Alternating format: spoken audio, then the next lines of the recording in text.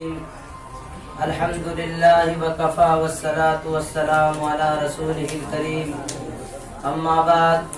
أعوذ بالله من الشيطان الرجيم بسم الله الرحمن الرحيم وإلهكم إله واحد لا إله إلا هو الرحمن الرحيم قال تعالى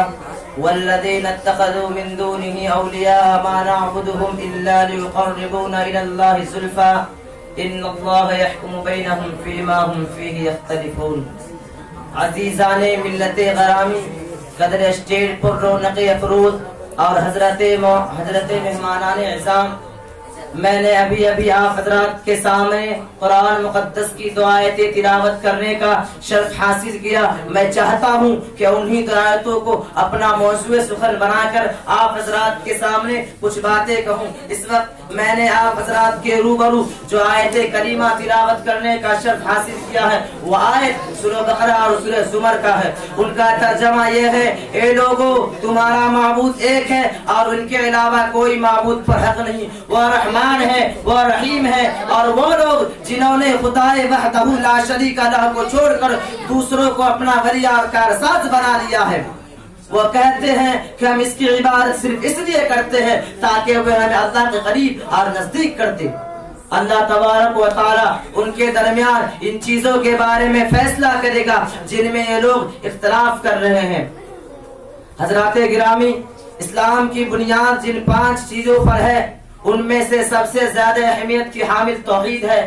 اگر توحید میں ضعف پیدا ہو جائے، عقیدہ توحید متزلزل ہو جائے، عقیدہ توحید کمزور ہو جائے، اس میں آمیزش ہو جائے، ملاوٹ ہو جائے، تو یاد رکھے ہمارا کوئی بھی عمل عند اللہ قبول نہ ہوگا۔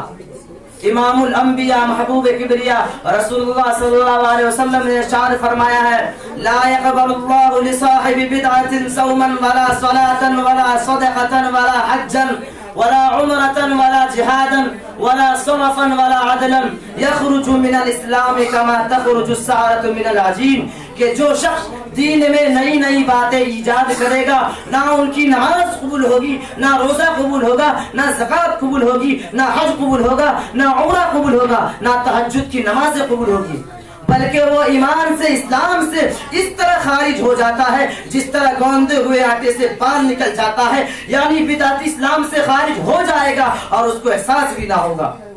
غرض کہ اگر عقیدہ توحید مضبوط نہیں ہے، اس میں ضعف ہے، کمزوری ہے، تو یاد رکھے ہمارا کوئی بھی عمل عند اللہ شرف قبولیت سے ہمکنار نہ ہوگا۔ چاہے آپ دنیاوی اعتبار سے لوگوں کے نظروں میں کتنا ہی تہجدگار کیوں نہ بن جائے، کتنا ہی سنت و نوافل کی پابندی کرنے والے کیوں نہ بن جائے، لیکن عمل عند اللہ کوئی قبول نہ ہوگا۔